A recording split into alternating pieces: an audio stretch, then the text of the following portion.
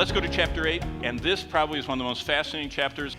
The chapter 8 is about how God responds to our prayers, okay? And so if you look at chapter 8, the key of it is in verse 3, or verse 4.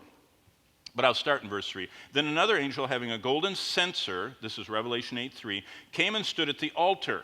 Now wait a minute. Censer, altar. Now look at the next word, incense.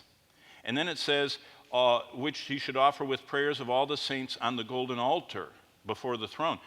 What does that sound like? Incense, censer, golden altar. What does that sound like? The tabernacle and the temple.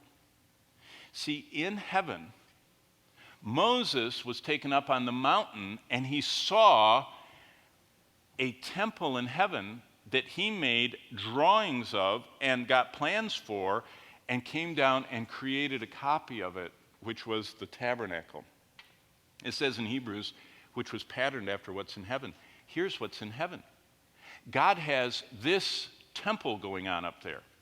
Now, at the end of Revelation, there's no more temple. It says in chapter 21, there's no more temple. Why? Because the temple only is having to do with redemption and the judgments. And so what happens is, verse 4, and the smoke of the incense with the prayers of the saints ascended before God.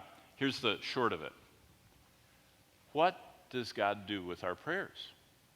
The answer from Revelation, chapter 5, verse 8, and chapter 8, verse 3 and 4, is God collects every one of them.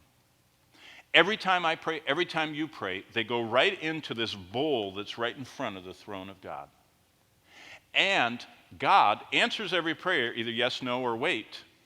But all the ones that are yes and wait, he's going to fulfill. And right now what you see in chapter 8 is God is fulfilling the prayers of the saints of all the ages. What's going on? Verses 1 and 2, God waits. It's time to repent. In verses 3 through 5, God listens. He's collecting those prayers. It's time to pray. Do you remember the whole book of Revelation was written for us to know what God's doing so that we can get in sync?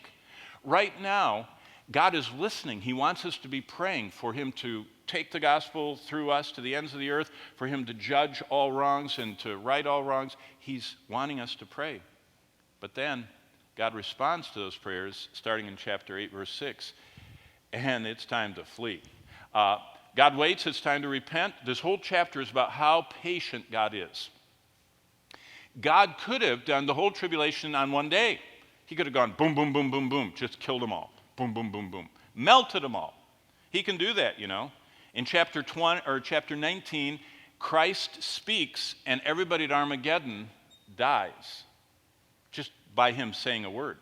In chapter 20, the whole world marches on Jerusalem, and it says fire comes out from God and totally kills all of them. But God is patient. That's why it takes 7 years.